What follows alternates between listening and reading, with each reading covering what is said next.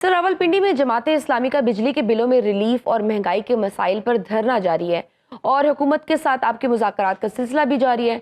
तो अब तक के मुज़ाकरात में क्या पेशरफ्त हुई है?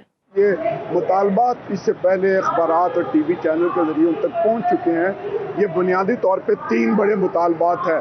पहली बात तो ये है कि ये जो जितने बिजली के बिल हैं, कॉस्ट के अलावा इसके ऊपर जो कैपेसिटी सरचार्ज है और fuel adjustment, tax, TV fees, ये सब कुछ ख़त्म करें।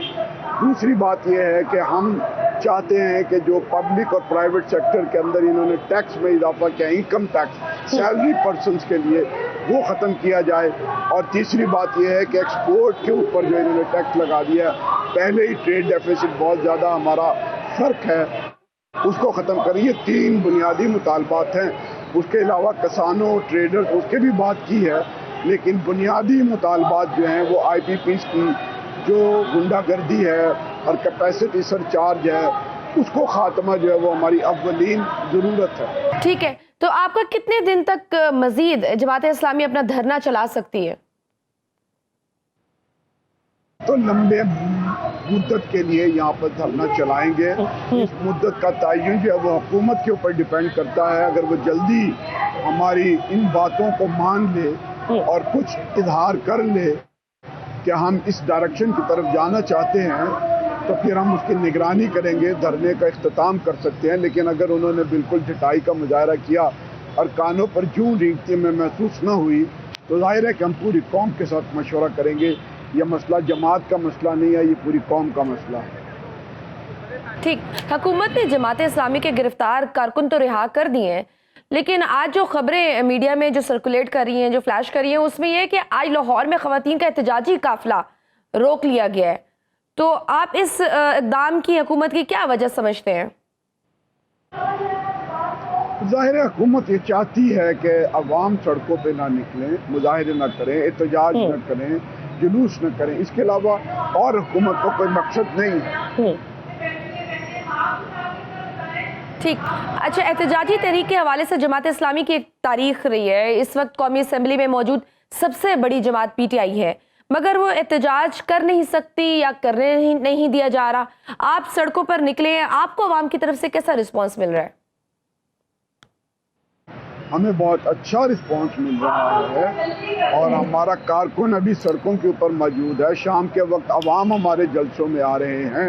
ज़ाहिर है कोई भी तहरीक चलती है तो सबसे पहले कारकुन उसके लिए एक बुनियाद बनाते हैं और उसके बाद फिर अवाम और एक मास मूवमेंट भी इसके साथ तश्कील पाती चली जाती है। ठीक, तो क्या किसी स्टेज पर PTI के साथ कोई अलायंस हो सकता है इस एहतजाज में, वो भी शामिल हो सके?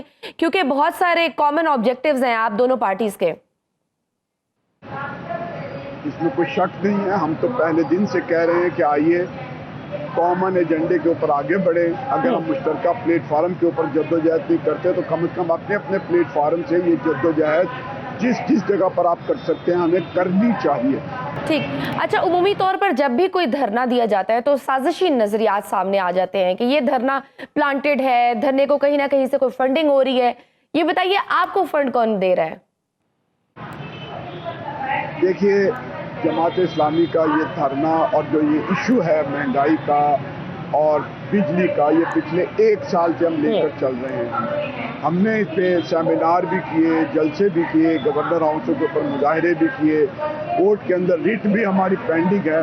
हमने हर वो काम किया जो किसी भी मसले के हल के लिए उठाया जाता है। पार्लियामेंट के अंदर भी हमने इसके ऊपर शोर किया। तो ये 1 साल से हमारी तहरीक जारी है। अब उसके बाद जो सियासी या किसी तरह से ये नज़रियात कायम किए जाते हैं कि कुछ साजिश है, ये बहरहाल आने वाले दिन साबित कर देंगे कि किसने किसके बारे में क्या साजिश की है। अमीरुल अजीज साहब, ये मैंने सवाल एक्चुअली दानिस्ता किया था क्योंकि एक खबर छपी है कि कल हाफिज नईम की ऐनक 1 करोड़ 10 लाख में फरोख्त हुई है। क्या ये खबर दुरुस्त है? आप तस्दीक करते हैं और जमात इस्लामी ने धरने के लिए और कितने फंड्स इकट्ठे किए हैं? देखिए, हमने हक दो अवाम को फंड जो है वो कायम कर दिया। ये हक दो तहरीक है और इसके लिए उस जलसे के अंदर भी लोगों के सामने लाखों रुपए लोगों ने अपनी जेबों से निकाल के दिए हैं। कुछ वादे किए हैं, फिर हाफिज नईम साहब की ऐनक के ऊपर कुछ लोगों ने بڑھ چڑھ کر جو ہے وہ عطیات دینے کی بات کی ہے، تو پہلے ہی دن ہمارے پاس 1.5 کروڑ روپے جمع ہوا، اسے اگلے دن بھی، اور اب آئندہ اسے پورے ملک کے اندر فنڈ ریزنگ کی کمپین ہم کر رہے ہیں۔ اچھا ٹھیک ہے، اگر آپ کا حکومت کے ساتھ معاملات طے نہیں ہوتے اور آئی پی پیز کے حوالے سے حکومت اپنی پالیسی نہیں بناتی، نئی ریوائز نہیں کرتی، تو کیا ہم جماعت اسلامی کو ڈی چوک میں دیکھ رہے ہیں؟ میرا خیال ہے ڈی چوک ہی نہیں، آپ اور بھی بہت ساری جگہوں پہ دیکھیں گے۔ ہم پورے ملک کے اندر دھرنے آرگنائز کریں گے، ہم عوام کی ترجمانی کرتے ہوئے سول نافرمانی تک بھی جانے کی کوشش کریں گے۔ صحیح، آپ کے نزدیک یہ بتائیے کہ نئے انتخابات مسئلے کا حل ہے یا فارم 45 کے مطابق نتائج کا اعلان مسئلہ حل کر سکتا ہے؟ نئے انتخابات کا اس مرحلے پہ مطالبہ کرنا صورتحال کو گمبھیر کرے گا۔ فارم 45 موجود ہیں، آپ جو ٹریبونل ہے وہ قائم کیجئے، جس کے پاس فارم 45 ہے اس کی حکومت اور اس کو پارلیمنٹ کے اندر چلے جانا چاہیے۔ ایک ایزی آسان راستہ موجود ہے، اسے اختیار کرنا چاہیے۔